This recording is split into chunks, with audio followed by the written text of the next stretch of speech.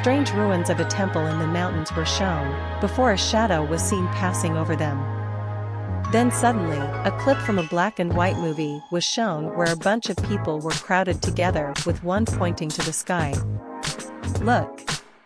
Up in the sky," he declared. "It's a bird." Another man cried out. "It's a plane." A woman shouted. "It's dash," the first man began. Suddenly, it cut back to the original scene as a creature with tentacles slowly descended into view. Tentacles. Rage declared as the creature was revealed to be what looked like a strange hybrid of a balloon and an octopus as it soared through the sky, accompanied by a chorus singing the word tentacles. Most of the group was left speechless at the first sight of the creature. "What am I looking at?" Ironwood asked. "It looks like a giant, flying moss ball with tentacles," Crow said. "But how in the world can it be flying in such a way?" Glinda questioned in disbelief. "I suppose we'll simply have to wait to find out. But, I must say, it certainly got me curious," Ashvin said, almost thinking some kind of magic was at work. Surprisingly, Winter quite liked Yama Tsukami, finding it a similar kind of creepy, yet charming as Keizu. "Well, it certainly seems quirky, if nothing else," Winter said, trying to hide any further feelings. "It's adorable," Ruby cried. Summer placed a hand on Ruby's forehead and created a thermometer out of thin air, putting it in Ruby's mouth. "Sweetie, are you feeling all right? You don't have a fever, do you?" she asked, ignoring Ruby's struggling. "It's official. You have hands down the weirdest standards in what you think is cute and adorable." Weiss yelled at her leader like she was crazy. "Don't judge me. I happen to think Yama is kinda adorable, in an odd but unique way. Plus it helps that he's like a balloon." Ruby defended herself. Okay. That does make it kinda cute," Velvet admitted. More of the ruins with Remobras flying around was shown as Rage continued. "An elder dragon that floats through the sky. A bite of earth, a drink of forest, it's a veritable god of the sky, made of the richest soil. Ancient trees grow thick on its back, like on a mountain. It's rumored to live near a forlorn, remote tower." Rage spoke in his mystic-sounding voice as two Remobras were fighting over some meat, before flying away as the creature of discussion rose up near them and continued to fly through the sky. This then, ladies and gentlemen, fellow hunters, is Yama Tsukami. An utterly bizarre, alien creature, drifting on high, a floating mountain dragon. It is utterly in a class all of its own. And it has tentacles. Rage introduced the beast as a hunter fought it with a pair of icy dual blades as it floated in the middle of a round temple structure, before happily pointing out its tentacles. An elderly man made a loud, echoing click noise with his mouth. "Nice," he declared as Yama Tsukami moved onto the screen. Many agreed with Rage on how odd it is. "I think this is one type of squid or octopus I'd skip eating," Blake said, off-put by the floating mass. "It almost looks more like an alien than an animal." Ilias said. "You know, if they are so rare, maybe they are actually aliens?" Yang suggested. "At this point, it wouldn't surprise me." Coco agreed. "But how would you ever be able to tell unless you directly saw one come from space?" Adam questioned. It then returned to the fight between the hunter and the beast. "It is rare. So rare, in fact, that it is rarely seen." Rage explained awkwardly, essentially saying the same thing twice. "Ho ho. That's getting you into the lore mood. Are you feeling it?" He laughed at his slip-up. A familiar clip from the Carapacian lore played of the cartoon where a humanoid crab, starfish and sea sponge. "Art thou feeling it now, Mr. Krabs?" The sea sponge asked as they were sat around a game of Dungeons and Dragons, dressed as a wizard, knight and elf, with Yama Tsukami's head superimposed over the starfish's head. I feel like Rage is a goofball. Nora laughed. Still, his sentence isn't wrong, technically. Simply repetitive. Pyrrha said. Ooh. That game reminds me of creatures and corridors. We should totally play that later. John said excitedly. Wow. I almost forgot you were a total dork. Thanks for the reminder. Emerald said, ignoring the death glares from Team JNPR, especially their resident Spartan. It then returned to the battle once again as the beast slammed down its tentacles. So, Yama Tsukami then, is... Well, I mean, as I said, just... What am I looking at? It has literal trees growing out of its back, grass, flowers, it is. Well, it is a floating mountain. It's not a hyperbole or an exaggeration, it has an entire ecosystem atop it. How and why this is growing out of, seemingly, its very flesh is very much a mystery, but the creature itself hoovers up great swaths of land, animal matter, any given plant that is caught up and, indeed, water as well, and essentially it just converts it all into itself? Rage explained, although sounded unsure at the end, before the creature opened its mouth and began inhaling to try and swallow the hunter and anything else in the area, air visibly being sucked into its mouth like a vacuum as the hunter desperately ran from this attempt to eat him. They were all left in absolute disbelief at the fact trees grow on the creature. What is this thing? Neo asked in shock. Penny was dangerously close to short-circuiting once again. That's impossible. Plants need soil to root into and draw nutrients from in order to grow. It cannot simply sprout up from a creature's head. Surely, that would become infectious, holes in the skin from roots allowing bacteria in, or it's absorbing nutrients from the beast itself, which would cause it malnutrition. She cried out. I miss the days where things made sense as well, Penny. But with these monsters, I feel like we must simply accept they don't make sense. Ren told her. I'm wondering just what kind of plants and trees these are to grow out of this thing. Hazel pondered. Oh? You mean like they could be valuable? Roman wondered greedily. Or they could have special, powerful properties? Cinder asked. The beast then spun around to attack the hunter, the sound of helicopter blades comically playing alongside the attack. This is theorized as to how it actually floats, because essentially, what I'm trying to say is how this was first presented to the guild. They explained it and the guild was like, so, what you're telling me is there is a floating no wings. No wings. There is a floating M-monster that's got like multiple tentacles, it's absolutely giant, capable of hoovering up the land itself, it's apparently eating soil, in fact, it's attracted to only the most fertile soil. It's incredibly octopus-like, yet has seemingly the world's freakiest human teeth that just so uncannily, And it seems to hatch and breed literal insects inside its body while having its own entire micro-ecosystem atop its back. And it just goes wherever the breeze takes it, and this is the first time we've seen one? Rage reenacted the guild's reaction as the creature's mouth was shown, complete with very human-like teeth as thunder bugs flew out of its mouth and attacked the hunter. A middle-aged man with yellow skin was then shown. Yes, he declared with a smile. During the description, the group bore witness to the creature's mouth and human-like teeth, everyone cringing or was freaking out at the view of its maw. Those teeth almost look like human teeth. Summer said fearfully. Yeah, that's definitely the last thing you want to see when anything besides a person opens their mouth. Crow said. Sweet dust, it's almost as bad as Nakarko's. Weiss cried. Why does he keep showing close-ups of creepy mouths? Velvet whined, covering her eyes with her bunny ears. Even I can't defend this, as much as I want to. Winter admitted, shuddering and looking away. And don't forget those needle teeth in the back. Adam pointed out, unnerved by the mouth spikes.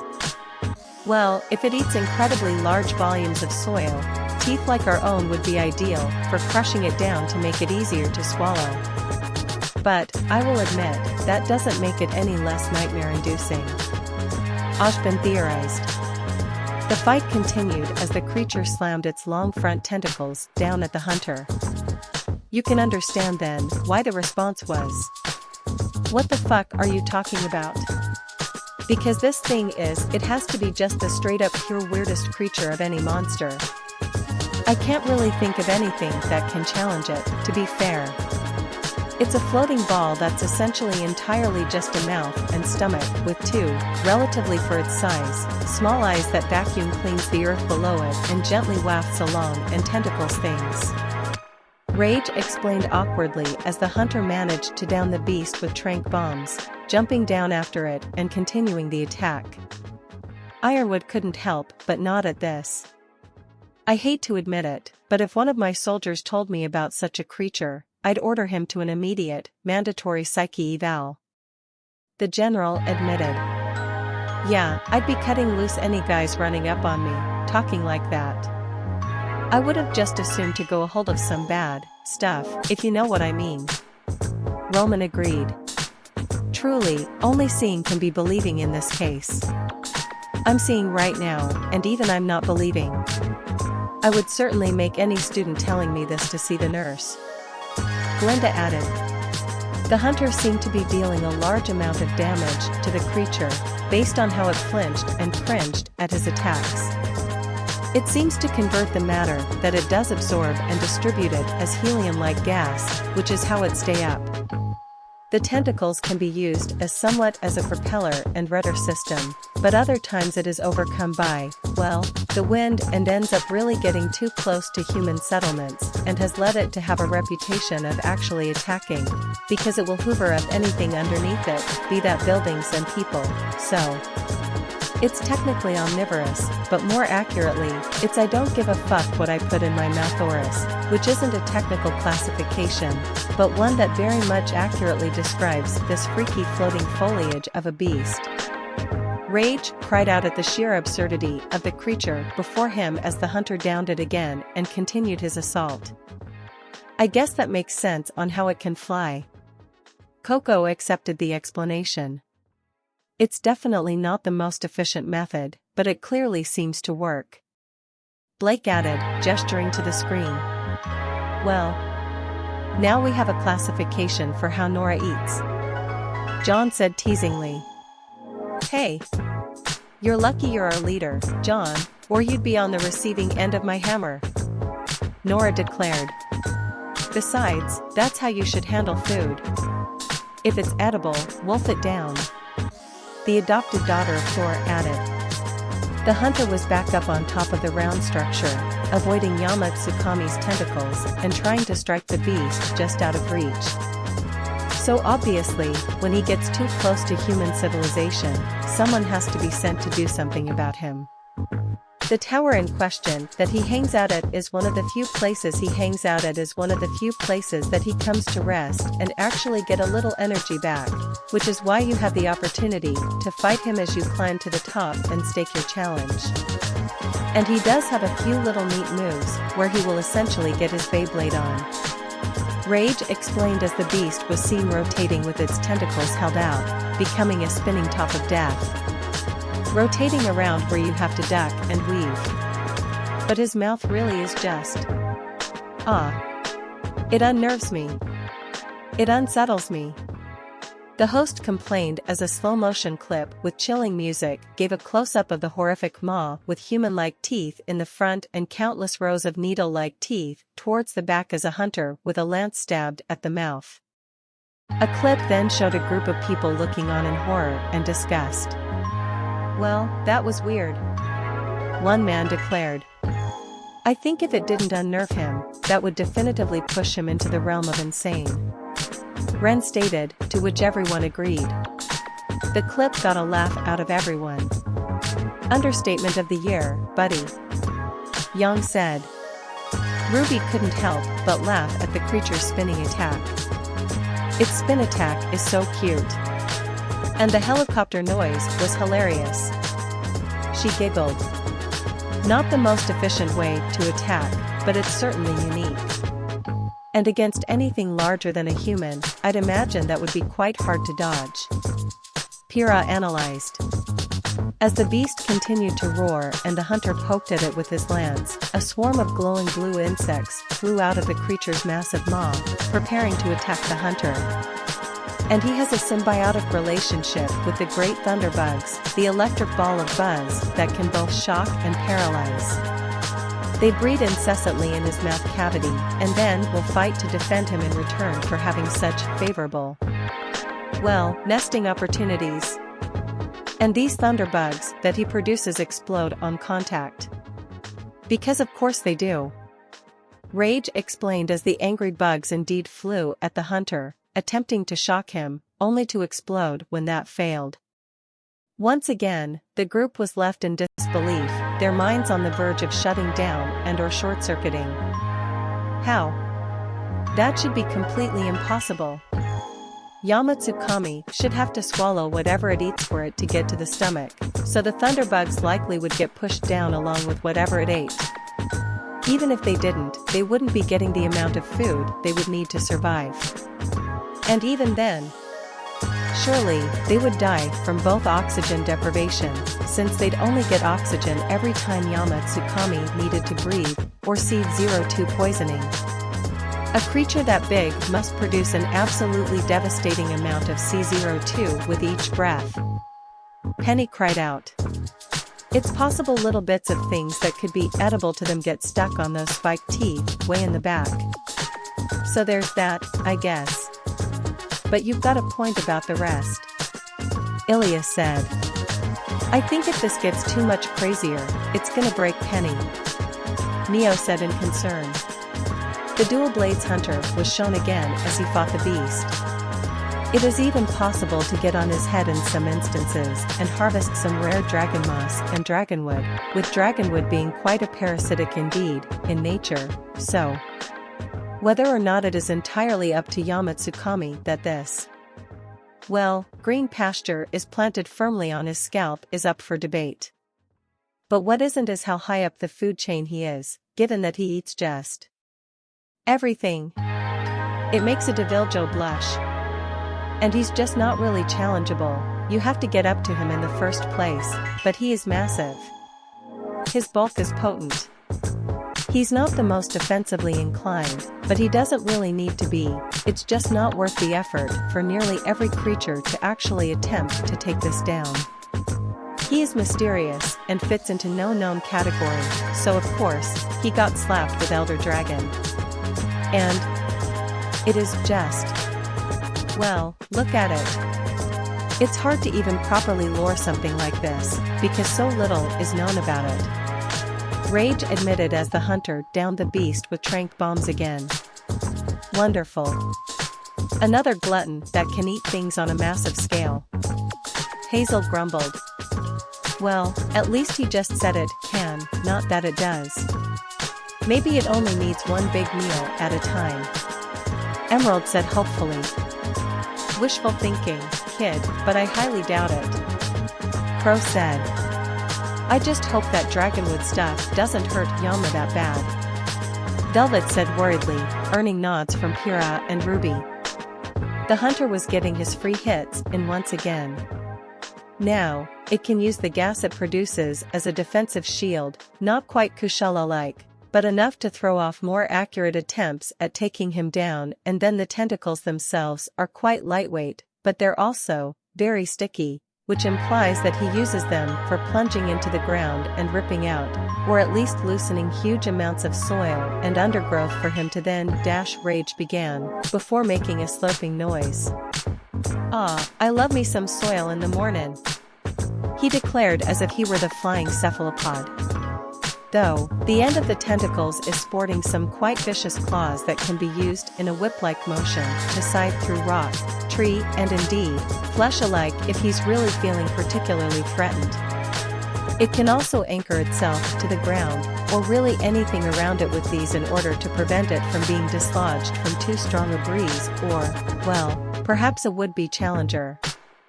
The host explained as the beast awoke and floated back to the top. So it can use its gas almost like a smokescreen. Very clever. And those tentacles are a lot more impressive than I thought. This may be one of the few times where I like something with tentacles. Cinder admitted. I was just wondering if it had to sleep or if it could stop somewhere without getting blown away. John said. That has to be inconvenient, though, the wind pushing you a certain way instead of where you want to go.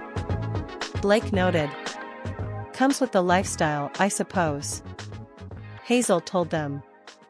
I wonder how heavy he is then? If wind can still push him around despite how big he is, he probably can't weigh that much. Maybe we could use him for supersized volleyball. Yang suggested. Oh, sure. And then he can eat all of us. Weiss snapped, causing Yang to shrink down a bit. Once it reached the top where the hunter was, it began attacking viciously once again.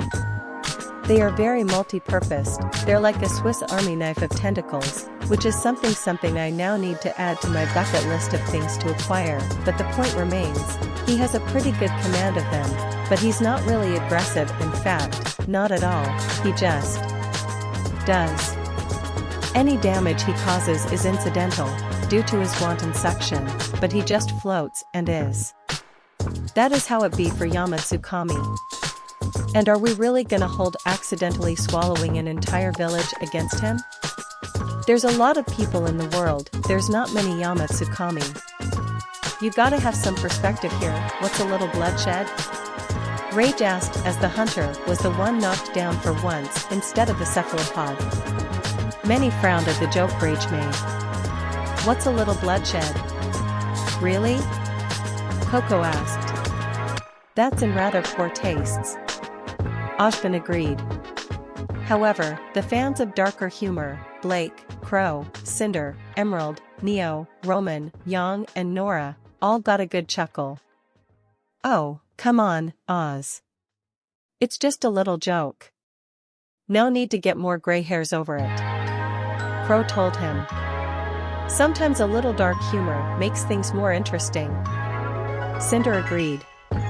Hey, people are way easier to replace than the rare animals they constantly kill or put in danger of extinction. I say wipe a few more villages out. Rosara said. That's certainly an ideal you'll have to drop when you get to Beacon. Glinda said strictly. In all honesty, I completely agree with Rage. My whole family generally thinks too many humans, bad for the animals. Katana said, her daughters nodding in agreement. 1. However, that didn't last long as the hunter sent it to the ground once more after another bombardment of tranq bombs.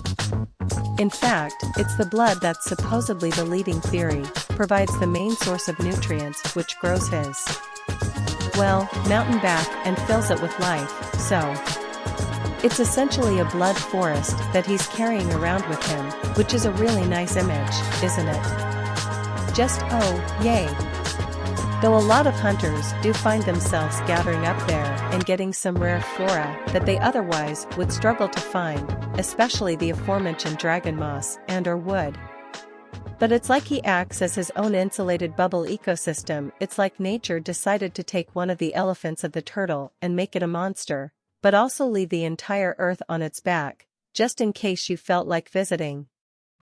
Rage explained as the image of what looked like the earth, only flat, on the back of several impossibly giant elephants on the back of a planet-sized turtle. Wait, what? Everyone asked in confusion at seeing the weird example. In Hindu mythology, the world is supposedly balanced on the back of 4 giant elephants on the back of a gianter turtle. Teko explained. Mythology if weird. Ilias said. You've got that right. Adam agreed. So, yeah, basically he's comparing Yama to one of the elephants. Rosara finished the explanation. That's so cool. I'd love to see a supergiant elephant or planet turtle. RWBY said. Elephants on top of a turtle. That is one phrase I never thought I'd hear in my life. Summer said. The beast was then back up and lashing out with its tentacles again. And due to the nature of its eye absorb all of the things. Ha ha ha ha. You get a lot of different Yama Tsukamis, in size, in even shape and especially in what's growing on their back. In fact, the most common ones we encounter are theorized to be juveniles, so they may end up absolute colossi in the sky and come to rest and haven't moved in so long. People think they are just a genuine mountain that at any point could actually take off, which is a scary, but pretty damn cool thought. You're just walking along and suddenly, the entire, seemingly, area around you starts rumbling and rising into the air. And then you look down and see a huge swath of ground being pulled aside and blinking back at you, this piercing, orange eye, and at that point, you beg for mercy. Rage finished with a laugh at the idea. Oh, wonderful. Another giant that could be even more giant. Winter said sarcastically. Agreed. The amount of massive monsters that are believed to be only juvenile is absolutely absurd at this point. Glinda agreed. Wait until they see Dalamadur. Rosara whispered to Teko, who giggled. You think with the threat these creatures potentially pose, you would keep better track of them. Ironwood said. They're very few and far between, James. One hasn't been sighted in years. It's a non-issue. When it becomes an issue, well, let's just hope it doesn't become an issue. Katana told them. So, thoughts? Teko asked for once. It's a little weird looking and creepy, but I really like it. It eats a lot, but it's not endlessly hungry like Nakarkos. And its teeth are weird, but it's just a funny oddball. I kind of want to ride on one and just lay on top of it. I bet its grass is soft and there are flowers everywhere. RWBY said with a smile and a dreamy look on her face. Weiss, meanwhile, looked at RWBY like she grew another head. Are you kidding me? That thing is terrifying. Its mouth, full of human-like teeth, has a bunch of exploding bugs in it, she cried out. If I could watch it from a safe distance, I think it'd be neat, but as it stands, I'd want to stay away from it at all costs. John said. It's definitely unique, that's for sure. Velvet said. If you ignore the teeth, it's pretty cool. And kind of funny. Neo admitted. So, if it's basically a giant balloon with tentacles, why not just poke it with something sharp till it pops? Nora asked. The cinnamon trio looked horrified at this, even gagging a bit. Nora. That's terrible. Why would you think that? He's a nice monster. He never tries to hurt anybody. RWBY snapped. Okay. Sorry. Nora huffed. So, I take it we're done with tentacles for a while? Summer asked. Yeah. We're done with tentacles for a good bit. For now, I think I'll take this golden opportunity to introduce you to one more elder dragon. But don't worry, Kulf Taroth is nowhere near as crazy as those two. Katana assured them, playing the next video.